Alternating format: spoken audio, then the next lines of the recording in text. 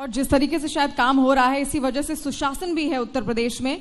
लेकिन अब उत्तर प्रदेश को एनकाउंटर का प्रदेश कहा जाता है, एनकाउंटर प्रदेश कहा जाता है। उस वक्त आपको कैसा लगता है, क्या एनकाउंटर के अलावा भी और विकल्प हैं सुशासन के लिए या अपराधियों में डरपन पे उसके लिए? देखिए, एनकाउंटर का जो डिक्शनरी मीनिंग है उसका अध्ययन करना चाहिए। एनकाउंटर का मतलब होता है जब हम एक दूसरे के आमने सामने आते हैं। अब जो हमारे सामने आता है पुलिस के, उसको तय करना है कि पुलिस उसके साथ में कैसा व्यवहार करे। पुलिस को कानून ने शक्तियां दी हुई हैं। पुलिस गोली कब चलाती है? दो परिस्थितियों में चलाती है, अपनी आत्मरक्षा के लिए और दूसरा किसी और की जान बचाने के लिए। ये हमें कानून ने ये डायरेक्टिव दिया हुआ है कि अगर किसी व्यक्ति की जान जा रही है तो आप बल का प्रयोग करेंगे, उसमें कोई ऑप्शन नहीं है।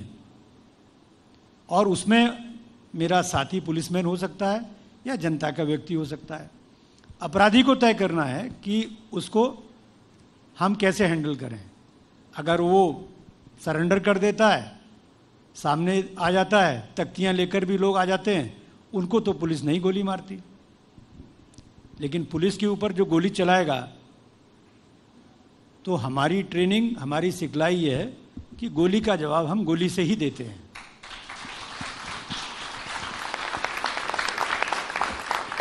सर, उत्तर प्रदेश में बहुत सारी सीमाएं हैं जो नेपाल से सटी हुई हैं और बहुत सारे माफिया या बहुत सारे बदमाशों को मौका मिल जाता है भागने का। लेकिन मैं यहाँ पर लेकिन इसलिए भी कहूंगी क्योंकि पिछले दिनों हमने देखा या पिछले सालों में जिस तरीके से कार्रवाई हुआ, खासतौर पर आपके कार्यकाल में, कि माफिया भागने में कामयाब नहीं हो पाए क्योंकि इंटेलिजेंस की रिपोर्ट मिल जाती थी। आगे कैसे काम करना है और अब तक कितना काम इस पर हुआ है कि माफिया दूसरे देश ना भाग पाए, सीमा पार ना कर पाए? उत्तर प्रदेश में दो तरह की सीमाएं हैं। इंटरनेशनल बॉर्डर है जो नेपाल बॉर्डर है, और इंटरस्टेट बॉर्डर्स हैं। मध्य प्रदेश है, राजस्थान है, हरियाणा है, दिल्ली है, उत्तराखंड है। तो इन दोनों बॉर्डर्स के लिए, इंटरस्टेट बॉर्डर्स के लिए, इंटरनेशनल बॉर्डर्स के लिए हमारी अलग अलग योजनाएं हैं जिस पर हम काम करते हैं। और उन बॉर्डर के क्षेत्र पे हमारी स्पेशल स्कीम चलती हैं। नेपाल एक हमारा फ्रेंडली देश है, हमारा दोस्त है। उनके साथ में हमारा एक अलग विशिष्ट हमारी एक एग्रीमेंट है जिसमें दोनों देश के नागरिक एक दूसरे की तरफ आ जा सकते हैं बगैर किसी वीज़ा के या पासपोर्ट की आवश्यकता के। तो इस इकोसिस्टम में हम लोग अपने सिस्टम बना के काम करते हैं। हमारा बहुत अच्छा कोऑर्डिनेशन रहता है नेपाल पुलिस के साथ में। जब हमें ज़रूरत पड़ती है वो हमारा पूरा कोऑपरेट करते हैं, अपराधी को हम पकड़ के ले आते हैं। और वो जब यहाँ हिंदुस्तान आते हैं, यूपी में आते हैं, तो हम उनको कोऑपरेशन एक्सटेंड करते हैं।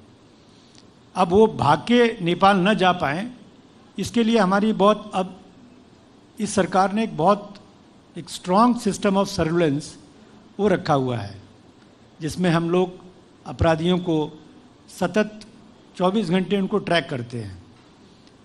और इस हमारे जो रडार पे होता है, वो हमारा रडार कभी बंद नहीं होता है। एक्शन कब लेना है ये सरकार और पुलिस विभाग तय करता है, कब एक्शन लेना है।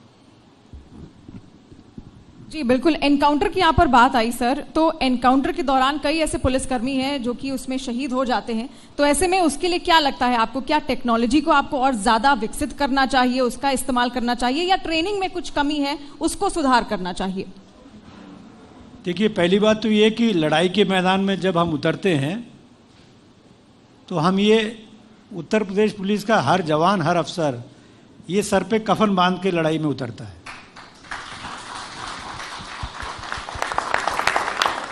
हम अपना नुकसान सहने के लिए तैयार रहते हैं, लेकिन इसका मतलब ये नहीं कि हम अपना नुकसान करा कर लौटते हैं।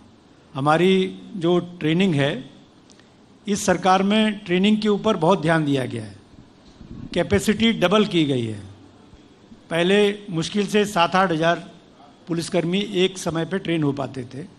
आज हम लोग करीब 16 से 17 हज़ार लोग ट्रेन करते हैं। तो हमने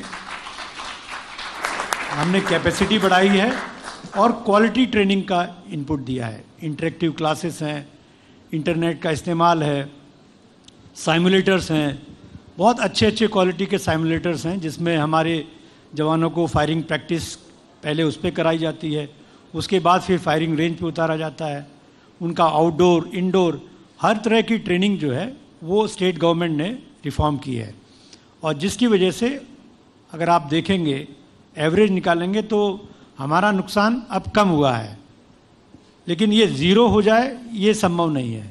युद्ध के मैदान में जो बहादुर होते हैं वही गिरते हैं, और उत्तर प्रदेश पुलिस में वो मादा है कि गिरकर फिर खड़े होते हैं।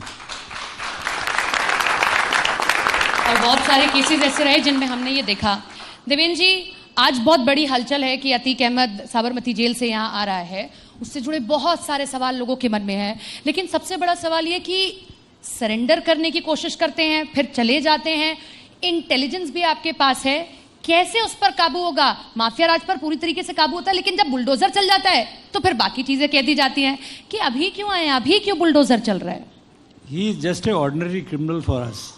ये आप लोग उसका नाम लेते हैं बार बार, हमारे लिए एक अपराधी है, और लेकिन उसको इतना खौफ आ रहा है कि गाड़ी ना पलट जाए। उसको हम केवल एक अपराधी के नजरिए से देखते हैं कि ये ऐसा शख्स है जिसको कानून के कटघरे में हमें खड़ा करना है। जी, आपने ये तो कहा, लेकिन ये जो डर है कि गाड़ी पलट जाएगी, ये डर क्यों आ रहा है उसके मन में? आखिर क्या करने वाले हैं आगे? हम क्या चाहते हैं किस तरीके से कार्रवाई करेंगे? इस मंच से आप क्लियर कर देने, गाड़ी नहीं पलट रही है।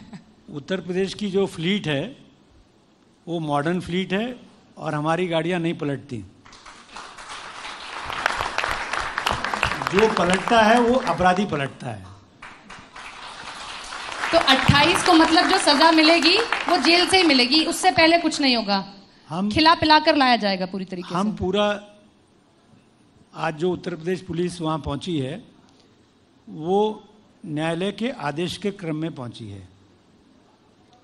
न्यायाधीश ने चाहा है कि फलाना अपराधी जिसकी वल्दियत ये है उसको हमारे समक्ष में प्रस्तुत किया जाए, तो वो आदेश, वो परवाना लेके हमारी पुलिस वहाँ गई है और सक्षम न्यायालय के समक्ष जो है उसको प्रस्तुत कर देगी। लेकिन सर, आपको नहीं लगता है कि इंटेलिजेंस को और मजबूती से इस पर काम करना चाहिए? हाँ, आज उन्हें डर लग रहा है, ये तो लॉ एंड ऑर्डर है ही जो बेहतर हुआ है, लेकिन लोकल इंटेलिजेंस उतनी बेहतरी से और ज्यादा काम कैसे करेगा जब आप ही उसको देख रहे हैं, ताकि आगे और अतीक अहमद और मुख्तार सहित कोई हमारे सामने ना आए। उत्तर प्रदेश के नागरिकों को मैं बताना चाहता हूं कि वर्तमान जो सरकार है ये पहली सरकार है आज़ादी के बाद में जिसने ट्रेनिंग डिपार्टमेंट में एक इन्वेस्टमेंट किया है इम्प्रूवमेंट के लिए। हमारे इक्विपमेंट्स का मॉडर्नाइजेशन किया है, हमारी मैन पावर जनशक्ति की वृद्धि की गई है। इंटेलिजेंस की बहुत सारी चीज़ें हम पब्लिक डोमेन में नहीं रख सकते हैं, बस इतना मैं बता सकता हूं कि एक अमूलचूल परिवर्तन जो है हमारी टेक्नोलॉजी में, हमारे अप्रोच में, ये इस सरकार ने पहली बार किया है जी।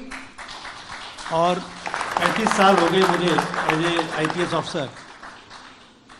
इस 35 साल में पहली बार एक ऐसी सरकार मैंने देखी जिसने इंटेलिजेंस को इम्प्रूव करने के लिए हमें धन दिया, हमें मैन पावर दी, और हमारे अलग अलग तरीके के जो अप्रोचेस हैं, मेथडोलॉजी है, उसको चेंज करने का काम किया है।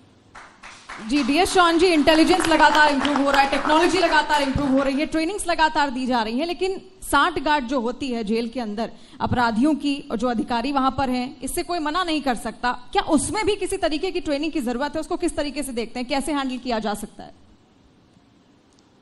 देखिए, इंटेलिजेंस का जो बहुत सारा काम होता है ये सीक्रेट होता है, और ये सीक्रेट ही रहना चाहिए।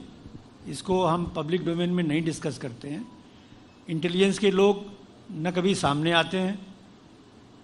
आज तो मैं आपके सामने इसलिए हूँ कि सरकार का आदेश है, नहीं तो मैं तो कभी सामने जाता नहीं। क्रेडिट हम लेना पसंद नहीं करते।